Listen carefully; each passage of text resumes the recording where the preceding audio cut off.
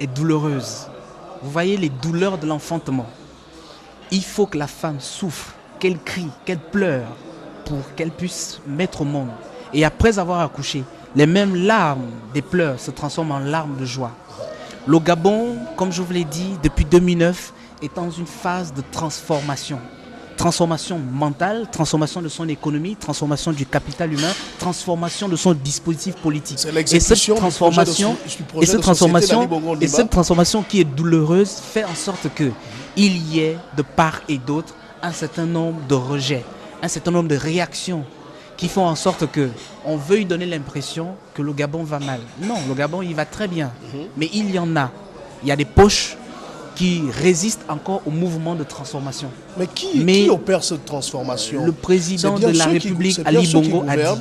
En tête desquels Ali Bongo Ondimba. Le président cette transformation Ali Bongo est donc mal faite parce que si on a une transformation, il faut qu'elle se fasse tout de même de manière, je voulais dire, douce, sans que personne n'en souffre. Or, aujourd'hui, ce n'est pas le cas de le dire. Le président Ali Bongo Ondimba a dit dans son discours à la nation, rien ni personne n'arrêtera sa ferme détermination à transformer le Gabon.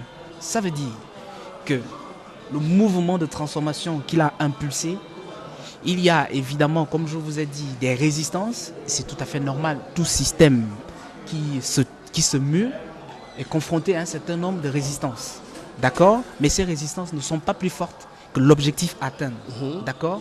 Les Gabonais dont vous parlez ne sont pas plus importants que les milliers de Gabonais que moi j'ai rencontrés à travers tout le Gabon et à l'extérieur qui sont satisfaits d'avoir un pont sur la Bagno, même si aujourd'hui il nous a coûté 82 milliards, il aurait pu nous coûter 14 milliards quand certaines personnes étaient à la tête des travaux publics dans ce pays.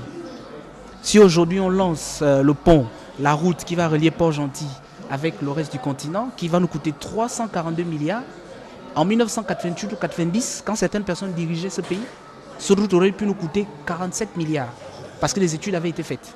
Et elles sont dans les tiroirs et ceux qui ont géré ce pays ont les dossiers. Donc certains n'ont pas pris la décision qu'il fallait il y a 20 ans. Nous, aujourd'hui, moi, quand je travaille aujourd'hui et que je paye les impôts, je suis obligé de payer un certain nombre de choses que la génération de mon père aurait dû faire. Mais simplement parce qu'il y a certaines personnes qui ont volontairement retardé le développement du Gabon. D'accord? Et nous sommes aujourd'hui en train de payer la note. Je vous prends un exemple, M. Ekoga. Quand le pont de Kango a sombré, parce qu'il y a un irresponsable qui a cassé avec une barge, et qu'il fallait d'urgence rétablir le pont de Kango, il fallait trouver de l'argent pour payer la société qui a refait le pont en urgence. Où est-ce qu'on a trouvé l'argent? Est-ce que c'était prévu dans le budget d'État? Mais il fallait qu'on fasse des efforts pour payer cette société et pour que le pont soit livré, pour que l'activité économique et la circulation des Gabonais reprennent. Mais ça, personne ne parle de ça. C'est des efforts que le président de la République a fait, personne ne parle de ça. Mais qui doit parler de ça? Vous devez parler de, c'est vous les médias. Vous devez parler de ce que vous faites. Mais c'est vous les médias. Il a dit, je dis ce que je fais ce que je dis. Oui, pourquoi mais c'est vous les médias. Vous parlez plus des politiciens qui insultent Ali Bongo Ondimba. Vous parlez moins d'Ali Bongo Ondimba dans son action. Il faut qu'il nous invite.